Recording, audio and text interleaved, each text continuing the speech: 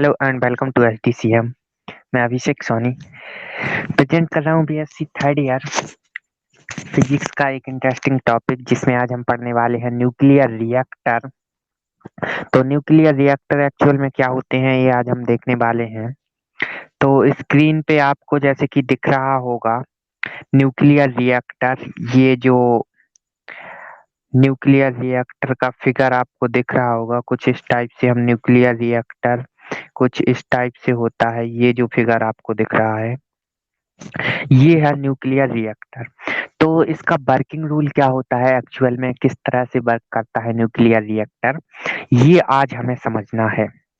तो इसके working rule के बारे में देखेंगे हम। न्यूक्लियर रिएक्टर का वर्किंग रूल एक्चुअल में क्या होता है, किस टाइप से ये वर्क करता है और इसके यूजेज क्या होते हैं न्यूक्लियर रिएक्टर के, और ये किस प्रिंसिपल पे वर्क करता है न्यूक्लियर रिएक्टर, ये भी हम समझने वाले हैं। तो काफी कुछ इसको में हम डिटेल में पढ़ने वाले हैं।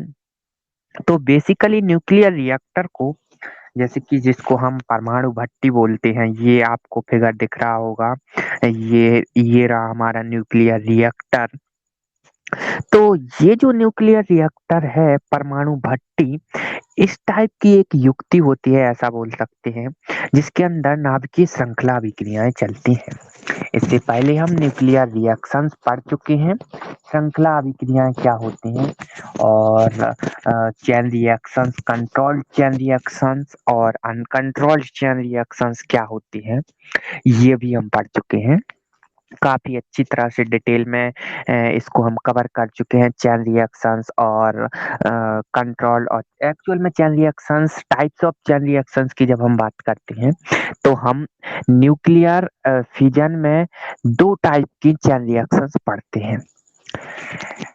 Number one controlled chain reaction और number two uncontrolled chain reactions. तो अनकंट्रोल्ड चेन रिएक्शंस जब भी हम पढ़ते हैं तो एटम बम वगैरह जब हम पढ़ते हैं तो इसमें हम जो यूज में लेते हैं रिएक्शंस, जो यूज में ली जाती हैं वो अनकंट्रोल्ड चेन रिएक्शंस होती हैं। एक्चुअल में अनकंट्रोल्ड चेन रिएक्शंस से इतनी ज्यादा हीट जनरेट होती है, इतनी ज्यादा एनर्जी मिलती है हमें, जिसको हम संभाल नहीं सकते हैं एक्चुअल में। इसीलिए परमाणु बम इतना ज्यादा खतरनाक होता है, एटम बम की अगर हम बात करें तो बेसिकली अगर हम परमाणु भट्टी को समझें तो एक इस टाइप की युक्ति होती है जिसमें नाभिकीय श्रृंखला अभिक्रियाएं चलती रहती हैं और इन्हें हम नियंत्रित करते हैं, किसी तरह से इनको हम कंट्रोल कर लेते हैं। न्यूक्लियर जो रिएक्शंस होती हैं इनको हम कंट्रोल कर लेते हैं। और अगर जो इतनी ज्यादा एनर्जी, ह्यूज एनर्जी मिलती है हमें न्यूक्लियर फिजन से, देखिए इस ह्यूज एनर्जी को अगर हम किसी अच्छे काम में लगाना चाहें तो हमें एक सीमित मात्रा में एनर्जी मिलनी चाहिए। ऐसा नहीं है कि काफी ज्यादा एनर्जी मिल जाए और इतनी ज्यादा जिसको हम संभाल ना सकें, तो फिर ये एनर्जी कुछ काम की नहीं रहती है। तो इसलिए हम जो रिएक्शंस हैं उनको कंट्रोल कर लेते हैं और कंट्रोल रिएक्शंस के थ्रू न्यूक्लियर फिजन में हम इस प्रिंसिपल पे ये न्यूक्लियर रिएक्टर बनाया जाता है। और इसके यूजेज की अगर हम बात करें न्यूक्लियर रिएक्शंस की, तो जिसको हम नाभिकीय भट्टी या परमाणु भट्टी बोलते हैं, तो देखिए जैसे कि स्क्रीन पर आपको दिख रहा है कि इसका यूज विद्युत उत्पादन के लिए करते हैं हम। देखिए फर्स्ट जो यूज है, इसका जो पहला उपयोग है न्यूक्लियर रिएक्टर का, ये विद्युत उत्पादन के लिए किया जाता है इसका उपयोग। सेकंड की अगर हम बात करें तो कुछ जलयानों को चलाने के लिए, शक्ति प्रदान करने के लिए किया जाता है इसका उपयोग न्यूक्लियर रिएक्टर का। और थर्ड उपयोग इसका अनुसंधान के लिए, विभिन्न अनुसंधान के लिए इसका उपयोग किया जाता है न्यूक्लियर रिएक्टर का। और नाभ के जो पनडुब्बियां होती हैं उसमें भी न्यूक्लियर रिएक्टर का यूज किया जाता है। तो ये थे यूज ऑफ न्यूक्लियर रिएक्टर। अच्छा, न्यूक्लियर रिएक्टर एक्चुअल में क्या है, इसको अब हम अगर डिटेल में पढ़ें तो चलिए देखते हैं न्यूक्लियर रिएक्टर एक्चुअल में है क्या। तो न्यूक्लियर रिएक्टर एक ऐसा यंत्र होता है जिसमें नाभिकीय विखंडन की नियंत्रित श्रृंखला अभिक्रिया चलती रहती है और इसमें काफी ज्यादा हमें एनर्जी मिलती है।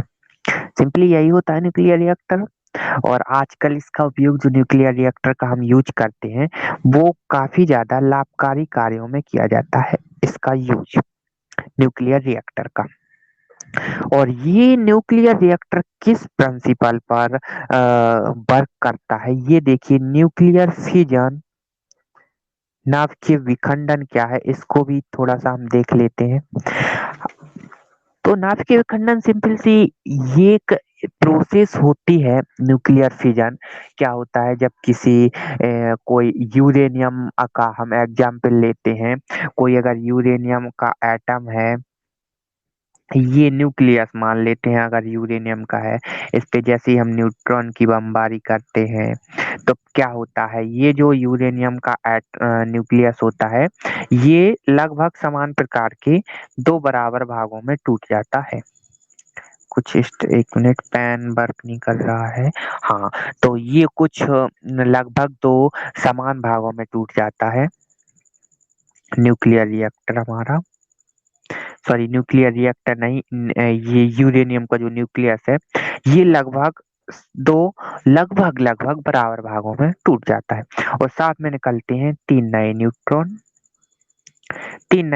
निकलते हैं साथ में। और ये जो न्यूट्रॉन है आगे फिर से यूरेनियम के नाभिक का विखंडन करते हैं, यही प्रोसेस चलती रहती है रेगुलर। फिर से तीन नए न्यूट्रॉन निकलेंगे हर एक न्यूट्रॉन से, और ये प्रोसेस तब तक चलती रहती है जब तक कि टोटली यूरेनियम, पूरा यूरेनियम का न्यूक्लियस खत्म ना हो जाए, यूरेनियम परमाणु, तब तक ये रेगुलर ये प्रोसेस चलती रहती है। तो इस टाइप की प्रोसेस को बोलते हैं अनकंट्रोल्ड चेन रिएक्शंस, रेगुलर चलती रहेंगी जब तक कि टोटली यूरेनियम खत्म नहीं हो जाएगा। और इन्हीं अनकंट्रोल्ड रिएक्शंस को अगर हम कंट्रोल कर लें तो वो हो जाती हैं कंट्रोल्ड चेन रिएक्शंस, और इसी का यूज करते हैं हम न्यूक्लियर फिजन में। तो न्यूक्लियर फिजन नहीं, न्यूक्लियर रिएक्टर में इसी का यूज करते हैं हम कंट्रोल्ड चेन रिएक्शन का। तो कंट्रोल चेन रिएक्शंस का यूज करके न्यूक्लियर रिएक्टर बनाते हैं हम। तो देखते हैं, ये है न्यूक्लियर रिएक्टर जैसा कि आपको दिख रहा होगा इस फिगर में। तो इसमें जैसे कि यहाँ पे हमें कुछ नियंत्रक छड़ें दिख रही हैं, ये देखिए नियंत्रक छड़ें यहाँ पे, ये नियंत्रक छड़ें बोलते हैं इनको। और ये बाहर का आवरण दिख रहा होता है हमें, कंक्रीट का बना होता है, जो कि जिससे कि ये जो परमाणु भट्टी है ये ज्यादा गर्म होती है, वो फटे ना, कुछ इस टाइप से इसमें विस्फोट टाइप का ना हो। और बेसिकली हम कंट्रोल चेन रिएक्शंस का यूज करते हैं तो ये उतनी ज्यादा हीट नहीं कर पाती है, क्योंकि एनर्जी को काफी ज्यादा हद तक हम रोक लेते हैं, और एक फिक्स्ड एनर्जी, जितनी हमें जरूरत होती है उतनी ही एनर्जी हम प्रोड्यूस करते हैं।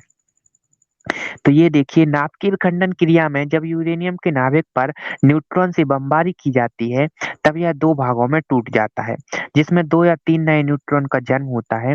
अब इस अभिक्रिया को नियंत्रित करने के लिए अतिरिक्त न्यूट्रॉन को ग्रेफाइट द्वारा बाहर खींच लिया जाता है। यह सभी काम जमीन के अंदर बने न्यूक्लियर रिएक्टर के अंदर किया जाता है।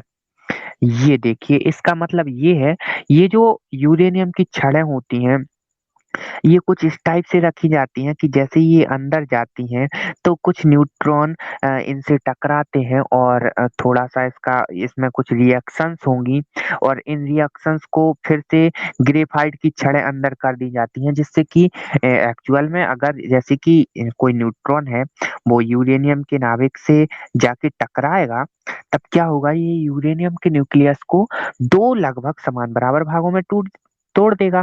यही तो होता है एक्चुअल में न्यूक्लियर फिजन की रिएक्शन होगी तो जो यूरेनियम का न्यूक्लियस है वो लगभग दो बराबर भागों में टूट जाएगा। मैं यहाँ पे कलर चेंज कर दूं अगर विजिबल नहीं हो रहा है तो, अब शायद ठीक से दिखेगा।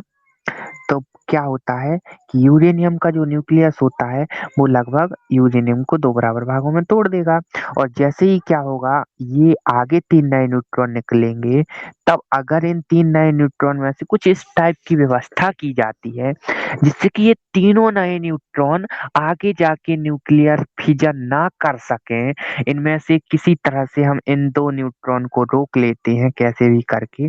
और वो कैसे रोकते हैं? ग्रेफाइट की छड़ को इसके अंदर डाल देते हैं।